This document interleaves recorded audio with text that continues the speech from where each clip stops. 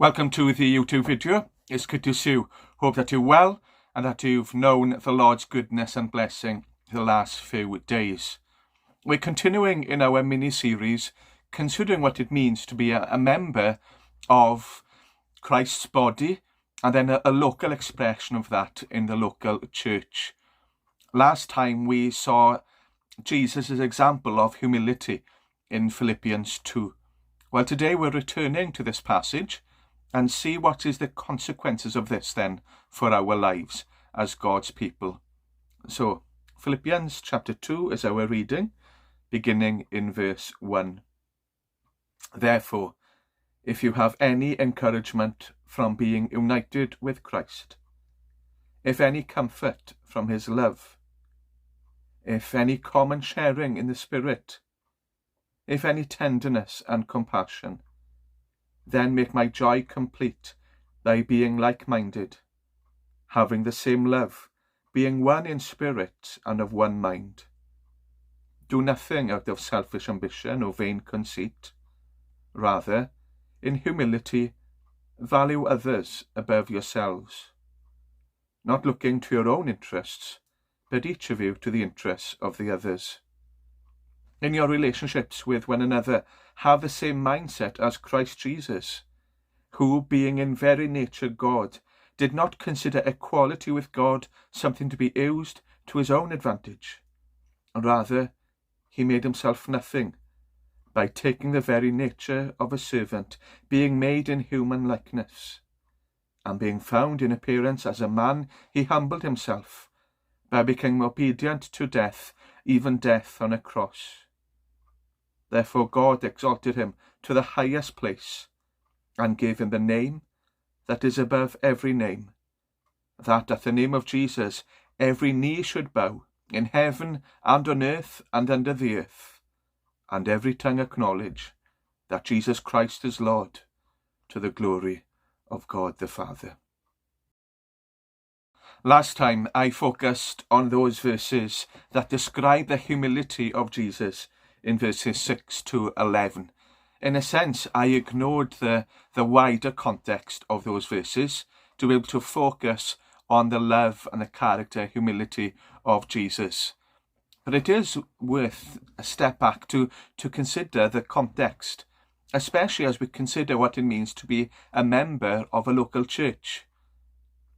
You think of the way the Apostle Paul instructs the Philippians here, that they are to be like-minded, to have the same love, to be one in spirit and of one mind. This is how we want to live as fellow believers, as members of one church. Now, there are many reasons why the Apostle Paul wrote this letter to the Philippians. He wrote to give thanks to them for their partnership in the gospel. They were uniquely generous in their financial support.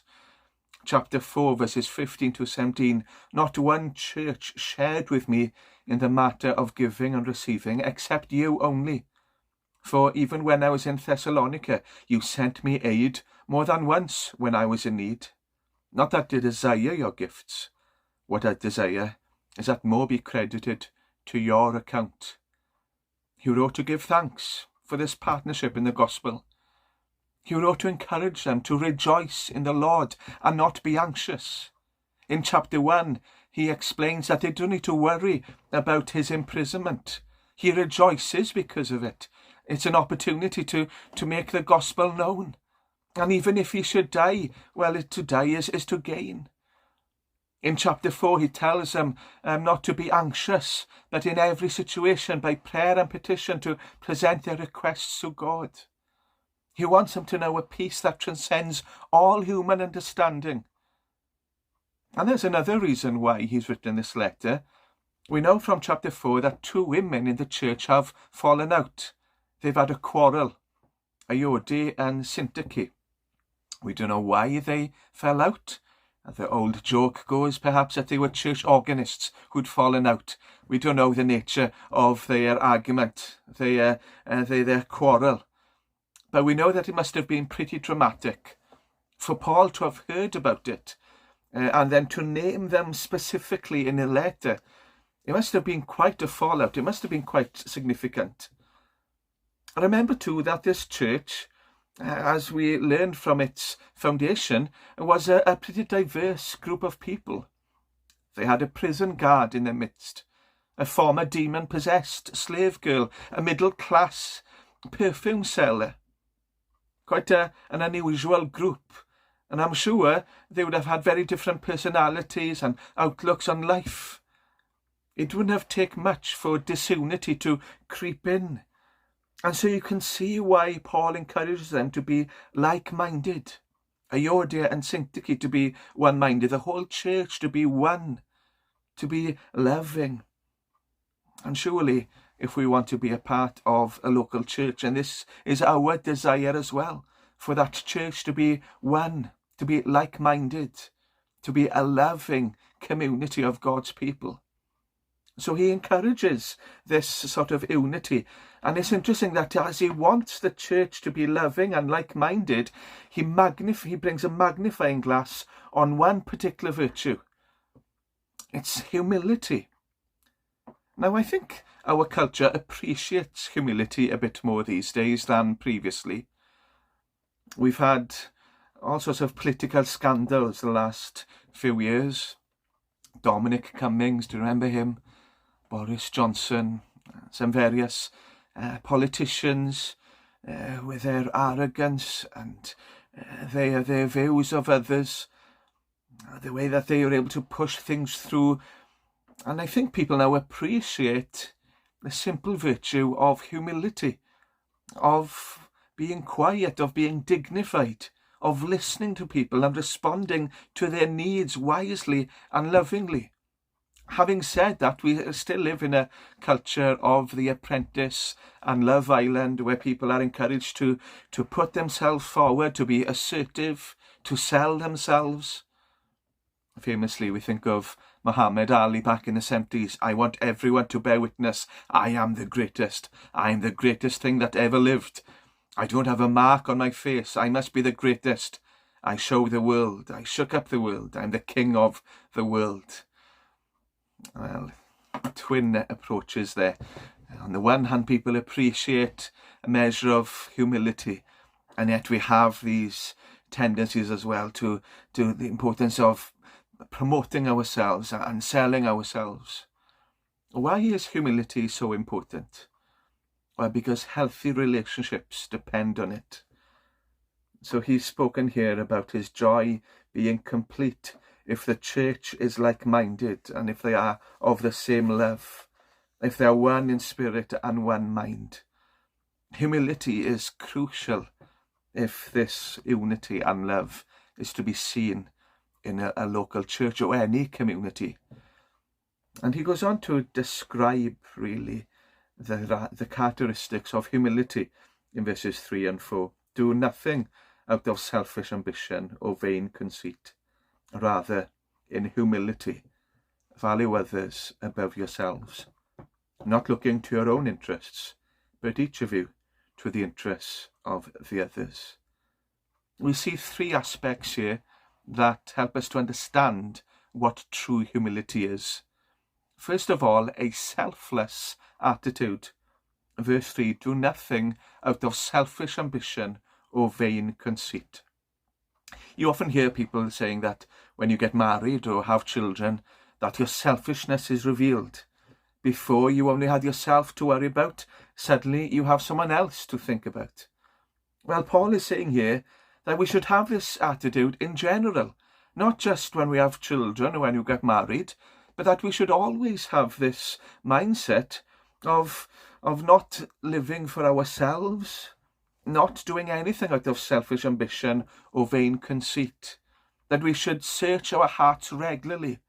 Am I growing in humility, in selflessness? Am I doing anything from selfish ambition or conceit? Is this true of me, that I could do something out of selfish ambition or vain conceit?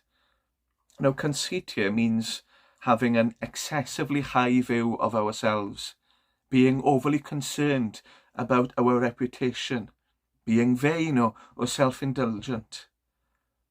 How many problems in life are caused as people focus too much on themselves, wanting everyone to bend to their needs and interests.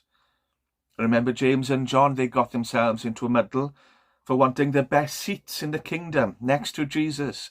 They thought they deserved some power and authority. It got to their heads as they had an inflated view of themselves. It's the snare of successful Christians. You could even say it's the danger, the flip side of blessing, that we can turn our gifts into things that we boast about, get puffed about, and we start to develop a sense of entitlement that we deserve these things and that we deserve to keep them and that we deserve even more. Think about the elder brother of the prodigal son. He thought he deserved better because of the way he had apparently lived. We can all think too highly of ourselves to be conceited. In the context of the family or work, we might sulk if people around us are not willing to fall into line and do what we want, to follow our wishes or plans, our interests. In church, it's easy to expect a church to tick all of our boxes, and we demand everything that we want or expect, forgetting that there are 50 or 60 other people around us with their various backgrounds and experiences and preferences. We can think that our preferences and our experiences and backgrounds are better than others. How subtle it all is. You've seen people, I'm sure, people becoming insular and self-indulgent because they become consumed and blinkered by their own situations, their own families, or even in a more insular way, their own careers and hobbies and interests. Seeing people not willing to open their homes as it doesn't fit their timetable, or not willing to open their lives to welcome other people in because they don't want their tidy home messed up. Not willing to give of their time and money or effort because it doesn't fit their plan. There's this selfishness, there's this conceitedness that we value ourselves too highly, that we value comfort and our own timetable and plans and money. Maybe it's even worse, that we end up doing things that we help others so that we can feel better about ourselves. That even wonderful acts of kindness is done because we want to feel that we are charitable, or that we are more godly than others, or that we can be blessed by God. So humility begins with a selfless attitude, doing nothing out of selfish ambition or vain conceit. I saw this in a funeral that I took a few months ago, hearing the tribute. What struck me was just how selfless this person had been in his life. Of course, he wasn't perfect, and we're not here to canonize anyone. He did many selfish things like all of us, but by the grace of God, he did many selfless things. He was generous with his money. He regularly gave money towards the Christian bookshop in the town. He took time out to help with his friend's school run. He helped families in all sorts of different ways. He was a model of selflessness. He did nothing out of selfish ambition or vain conceit. So to be humble is to be selfless, not to value ourselves higher than others or to expect others to bend to our needs and to our requirements, not to push our own agenda or to expect that we get our way. This is crucial for church life. And when we become church members, this is one thing we commit to, that by the grace of God, we won't do anything out of selfish ambition or our own preferences. But, and this brings us to the second point, we will have a high view of others. Verse 3 goes on to say that we will value others above ourselves.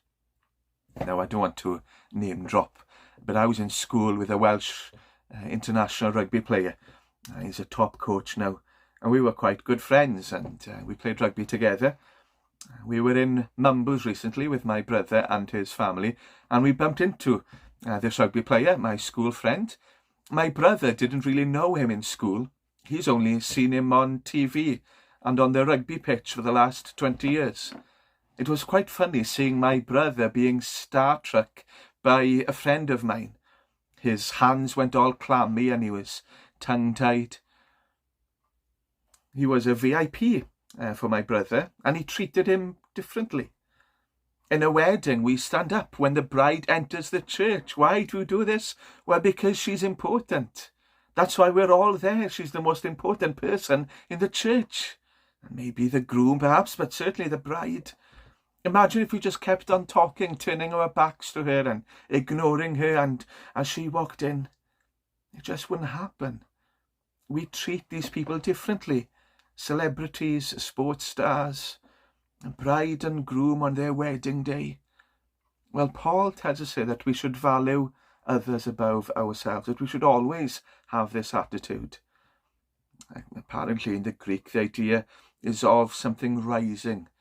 You can imagine maybe the clouds descending and a mountain rising as it were in front of you. The ESV has translated as well. Consider others more significant than yourself. This isn't a case of treating others better, because we're not morally subjective. Some people are morally repugnant. Some people have done things that are terrible. Some others are better than us morally. But it's valuing others above ourselves. So we have a selfless spirit. We're not consumed with selfishness and our own needs. And then we elevate others. We promote them. We consider them more valuable and more significant than us. The danger always is that we can discriminate. We have our favourites. There are some people we might then be tempted to honour more than others. Some people we can give preferential treatment to. And this, of course, can lead to cliques within a church, divided agendas, factions and groups, little gangs developing. Or some people get more attention than others. We're drawn to people who flatter us. We're drawn to people who agree with us, who give us what we want. People who are popular or influential or trendy or whatever. It's easy to consider them important. That's why, as a pastor, I deliberately don't want to know how much church members have given financially, so that I don't begin to treat them differently subconsciously. And there are people who are different to us. There are people who are more awkward, don't seem to fit our categories. Perhaps they don't fit our standards or expectations. They might dress differently to us. They might look different. They might sound different. But Paul tells us to value everyone above ourselves. This is exactly what he tells us to do. Not just people in authority or older people or people you get along with, but everyone. To be gracious even with those who are morally repugnant, or those who might cause us harm, who might treat us badly. To treat them with grace, to value them more highly than us, to pray for them, because they've been made in the image of God. And if they are believers, Jesus has died for them. They are filled with the Holy Spirit. They are children of God. So we should value others higher than ourselves. So we remove, by the grace of God, any selfishness. We don't do anything out of selfish ambition or vain conceit. We elevate others. We have a high view of others.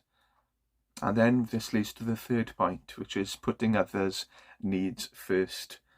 In verse 4, not looking to your own interests, but each of you to the interests of others. Consider those people's needs. If we value others, if we consider them more significant than us, if we consider them important as people made in the image of God, then we will want to consider their needs and consider their interests.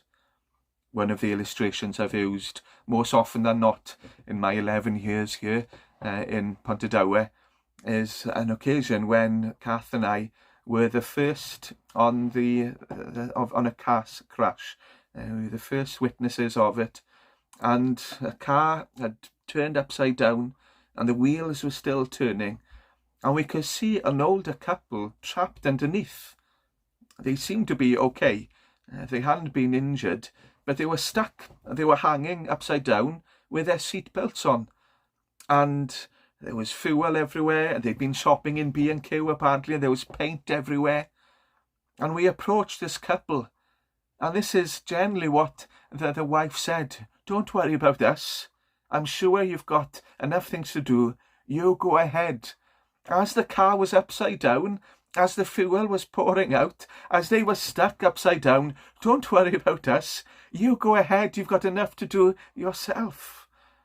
Putting our needs, and I'm sure you've been to visit friends or family in hospital, and after 30 seconds or a minute, they ask you, well, how are you? You're there to visit them, you're there to encourage them, but actually they turn it round and they want to encourage you, they want to make sure that you're okay, putting your interests first. What does this mean then in practice? Well, if you consider the home, it means being prepared to listen and to have a good chat with your wife or husband or child, even when you're tired after work. It means being open and honest when it's easier just to be on our phone or to play the Xbox or to hide behind a book. It means being committed to our spouse in body, in mind, in spirit, even when we are going through challenges and difficulties. As a child or a parent, a friend or church member, it means putting other people's needs first and being willing to make sacrifices for others. It might mean giving up some of our ambitions, some of our hopes and dreams and desires for the sake of our family and for the sake of the church and the gospel. What does it mean? What does it look like in church life to put other people's needs first? Well, we have a membership handbook as a church, something that we've produced as a guideline of what it means to be a member. And it includes a few points. That a member is someone who will pray for the church, who will attend church, support the church, draw others to church, promote the peace of the church, support the leaders of the church, and adopt some aspect of church work. All of these require putting other people's needs first. It means giving time to pray for our brothers and sisters, prioritising prayer meeting on a Wednesday evening, Sunday services, morning and evening if possible, attending services, not kind of floating around different churches or going just when we feel like it. It means being committed to people, being committed to praying for them and to attending meetings so we can encourage them and get alongside them. It's the one thing I appreciate most as a pastor, those people who are reliable and faithful, and we know that they are there, and when they can't be there, they explain why they can't be in church. Giving our time and our money to support and to bless the work, instead of just holding it all them into ourselves, but being willing to give, being selfless, valuing others, considering the needs and the interests of the church and others that we would support as a church, drawing others, developing friendships in the community and work when it might be uncomfortable, when we might be busy enough as we are, knowing that what the people around us need, what our friends need more than anything, is to know Jesus as their Saviour, and we might be the only Christian that they know, and so we can share our lives with them, promoting peace, remembering the views and desires of others, not pushing our own agendas, but listening to others, acknowledging that they might have different preferences and backgrounds and experiences also, promoting peace and unity, being willing to forgive and take the initiative when there are difficulties, to seek reconciliation, to say sorry, to apologise, knowing that not doing this will lead to harm and hurt to everyone in the end. Adopting some form of work within the church, using your gifts to help others, to help the needs of others, being prepared to suffer with them, to face illness and bereavement together, to want to support and care for one another in those situations. And the greatest thing we could do is, if we want to put other people first, if we want to consider their spiritual need and interest, to pray for opportunities to speak about Jesus, to share the gospel clearly and fully, and to tell people about the wonder of the good news of Jesus. So these are some of the elements of humility: being selfless, not selfish, valuing others above ourselves, putting other people's needs and interests before our own. Now you might be sitting there thinking, well, this is all good in theory, but how on earth can we do this? I've been told by a nutritionist that according to the scientists, we should really eat 10 pieces of fruit and veg every day. But the politicians who promote these things and the doctors then in alliance with them have acknowledged that that might just be beyond all reasonable expectation, that people would be daunted. And so they've set it at 5, hoping that people will at least attain to that. People might say, well, even that is beyond me. And you might have read these verses and you've seen how attractive a life like this is, and you would wish to live like this. But is it possible? Well, the Apostle Paul was a sinful man just like you and me, but he lived a life like this. He's in prison writing this letter. And yet here he is, still mindful of others, wanting to give thanks, wanting to encourage, care for them, concerned for them, wanting to bring reconciliation and peace into that situation. We know that there are people mentioned here like Timothy and Epaphroditus. They're people who've lived in a selfless and gracious way. And there are many hints here as well in this passage of how we can live humble lives. Verse 13 tells us that it is God who works in us to will and to act in order to fulfill his good purpose. Is it possible? Well, we have a God who works in his people. If you've trusted in Jesus as your Saviour, if the Holy Spirit lives and dwells in your soul, if you know that you're a believer today, then you have the privilege of being a child of God, and you can know that he is at work in your soul, and he is helping you. He is strengthening you and giving you wisdom and guidance each day to live a life of humility. We can't do it ourselves. We will fall short, but we have a God who helps us, who works within us and prompts us and guides us and leads us to opportunities where we can live lives of humility and selflessness. So you're not on your own. You're not a helpless case. If you're a Christian, you have the power of God in your soul.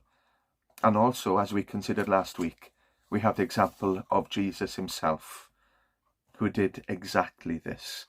And this is what we saw last week. Jesus, who being in very nature God, did not consider equality with God something to be used to his own advantage. There is no selfish ambition or vain conceit. He made himself nothing, taking the very nature of a servant. He put others first. He put their needs and interests first. He valued us. He considered us significant enough that he would die for us on the cross, even though we are sinners. He appeared as one of us, born of flesh and blood. He humbled himself and became obedient even to death, even death on a cross. If you want to know what true humility looks like, if you want to know what it means to be selfless, to serve others, well, look to the example of Jesus, who lay aside the glory of heaven and was willing to die in physical agony and spiritual agony, forsaken by the Father, for sinners like you and me. This is what the Son of God was willing to do. This is what our Saviour Jesus was willing to do. And his Spirit now lives and dwells within us, his people, and we can have the same mind. And so how is it possible? Well, pray and ask God to help you to do this. Look to the examples around you of sinful people who, by the grace of God, do live selfless and lives where they bless others. and then look to Jesus. Ask God to give you the mind of Christ, that you would not live for your own glory, not doing anything for your own advantage, but that you would be willing to make yourself nothing, to serve others, not to be served ourselves. I wonder, in your family, in your work, and certainly in church life, what the Lord is calling you to. What can you do to exhibit such humility? How can you help those in need? What is the Lord calling you to do? Well, if He's prompting you today, if you're aware today of ways that you can serve and bless others, then go prayerfully and do those things for the glory of God and the comfort of others.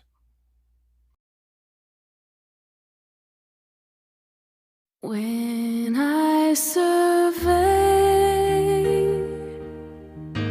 the wondrous cross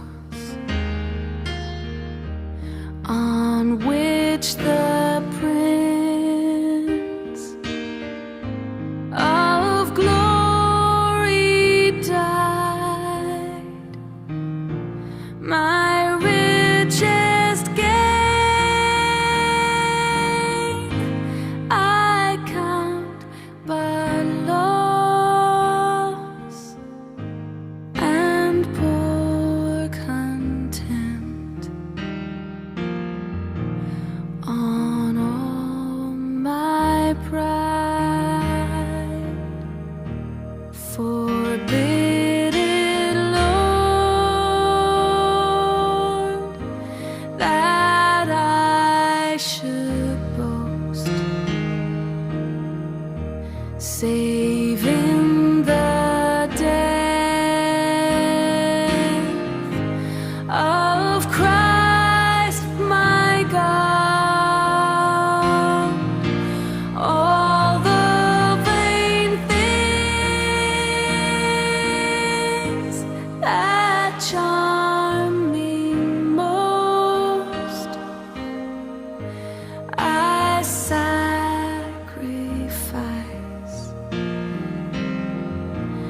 them to His blood. See, from His head, His hands, His feet,